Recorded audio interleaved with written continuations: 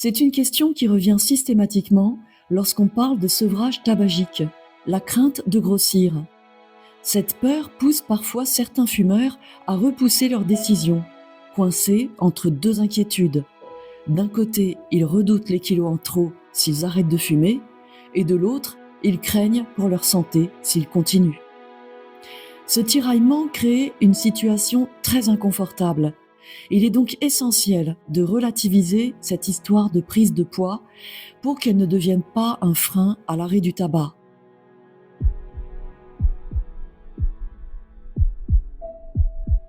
On entend souvent que stopper le tabac fait forcément grossir.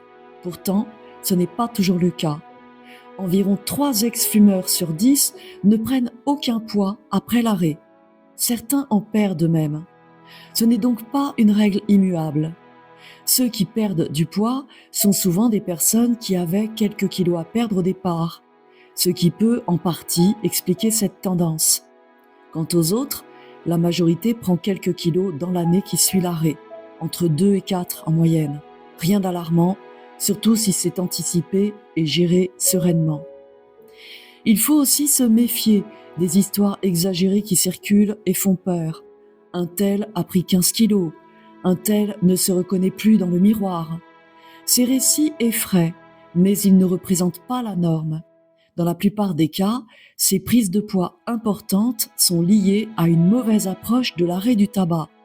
Arrêt brutal sans accompagnement, compensation par la nourriture ou absence de compréhension des mécanismes de dépendance. Bref, ce n'est pas tant l'arrêt en soi qui pose problème, mais la manière dont il est abordé.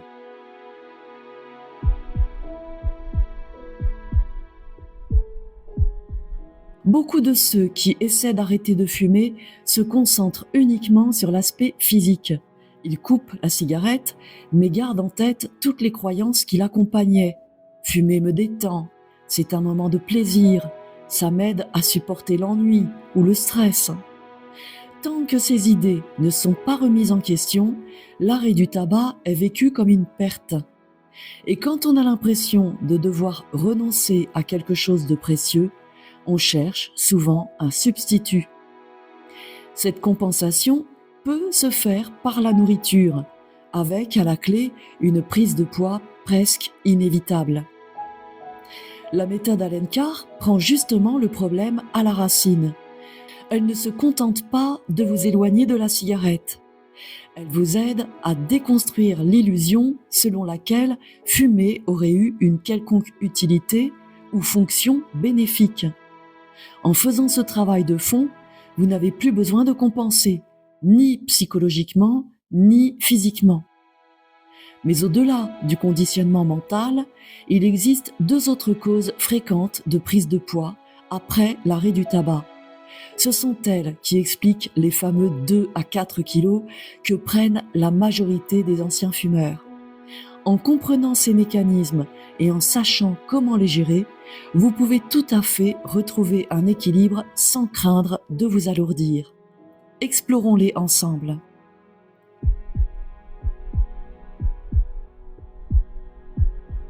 L'un des facteurs souvent négligés après l'arrêt du tabac, c'est le dérèglement du métabolisme provoqué par la nicotine. Pendant des années, la cigarette a brouillé les signaux de votre corps. Parfois, vous fumiez au lieu de manger. D'autres fois, vous mangiez pour calmer une envie de fumer. Résultat, le cerveau a fini par confondre la faim réelle avec le besoin de nicotine. Contrairement à ce que l'on pourrait croire, certains fumeurs prennent du poids à cause de ces signaux mélangés. Cela ne veut pas dire que tous les fumeurs sont en surpoids. Au contraire, la cigarette a un effet coupe-faim bien connu. Mais elle peut aussi pousser à manger de façon irrégulière ou à grignoter sans faim véritable, en réponse au manque. Il faut savoir que les sensations de faim et d'envie de fumer se ressemblent beaucoup. Dans les premiers jours sans cigarette, ces 2 besoins s'ajoutent.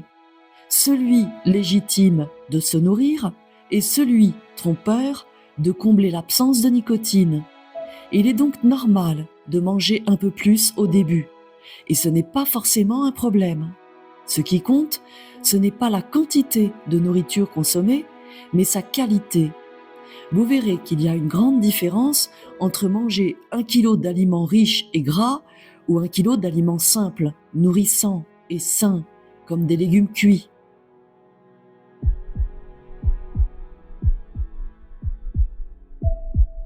Le deuxième élément à prendre en compte, c'est la redécouverte des sens. Très rapidement, après l'arrêt du tabac, l'odorat revient, le goût aussi.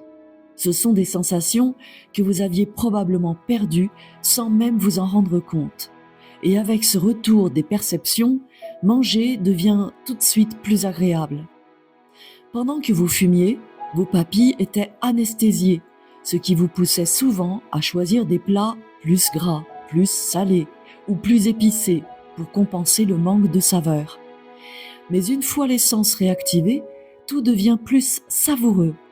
Le simple fait de manger peut alors redevenir une source de plaisir. Ce nouvel appétit sensoriel peut parfois vous donner envie de manger un peu plus ou de goûter à tout. Ce n'est pas forcément négatif. Il suffit simplement d'orienter cette gourmandise vers des aliments qui vous font du bien, plus naturels, plus digestes. Avec le retour du goût, même les choses simples prennent une nouvelle dimension.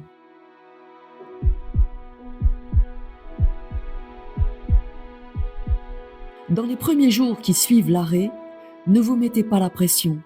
Ce n'est pas le moment de vous restreindre.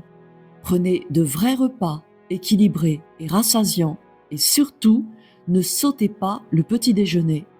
C'est votre carburant pour la journée. Pensez aussi à bien vous hydrater et privilégiez les fruits qui vous apportent à la fois de l'eau, des fibres et une touche de douceur naturelle.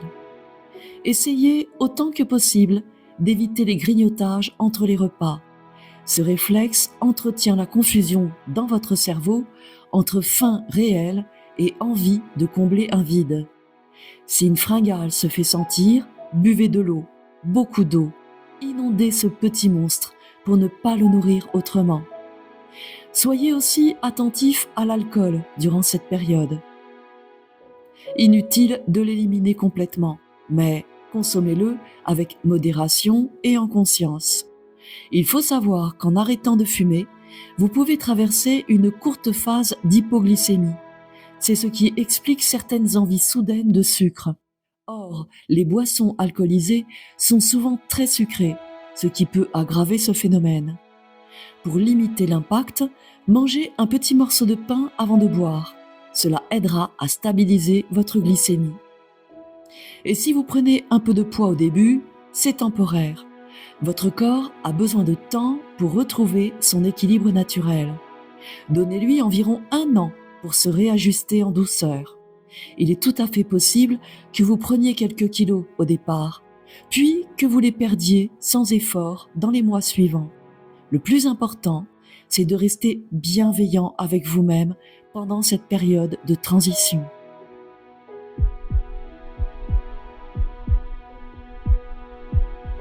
Ne vous lancez pas dans un régime pendant cette phase de transition. Ce serait contre-productif. Les régimes épuisent votre énergie, vous demandent beaucoup d'efforts, pour souvent peu de résultats durables. Et une fois l'objectif atteint, le corps se venge, vous reprenez les kilos perdus, parfois même davantage. C'est le fameux effet yo-yo, et il fatigue autant le mental que le corps. La meilleure façon de stabiliser votre poids naturellement, c'est d'apprendre à écouter vos sensations, à reconnaître ce moment précis où la faim disparaît, où le corps dit stop. C'est ce signal-là, celui de la satiété, qu'il faut réapprendre à entendre. Pas besoin de compter, de mesurer ou de se priver, juste de se reconnecter à ce que le corps vous dit.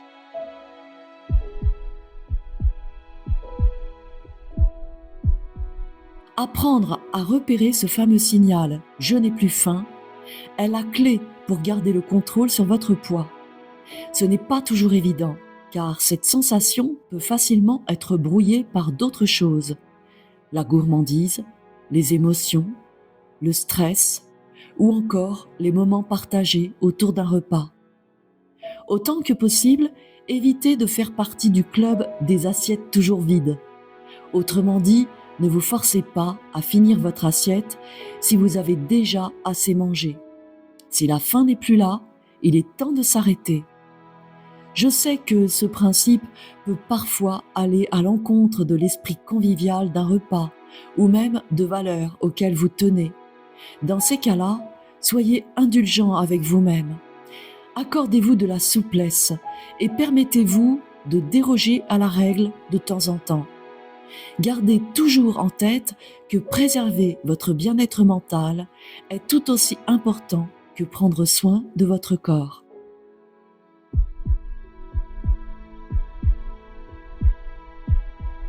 Si jamais vous prenez quelques kilos, ne pensez surtout pas que reprendre la cigarette serait une solution pour les perdre. Non seulement vous risqueriez de garder ces kilos, mais aussi de retomber immédiatement dans la dépendance à la nicotine.